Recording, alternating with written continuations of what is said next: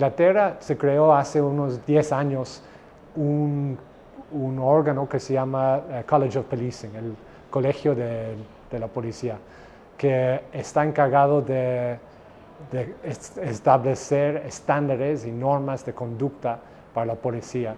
Y la gran mayoría de la información se publica en su página web.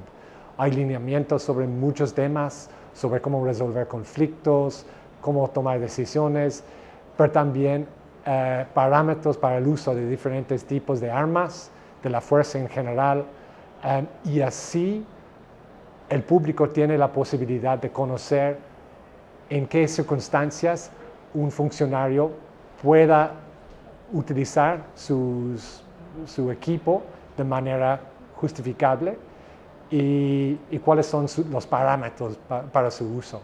Por ejemplo, los proyectiles de impacto, las balas de goma, según las normas de conducta profesional en Inglaterra y Gales, no son para uso en situaciones de protesta, de manifestación.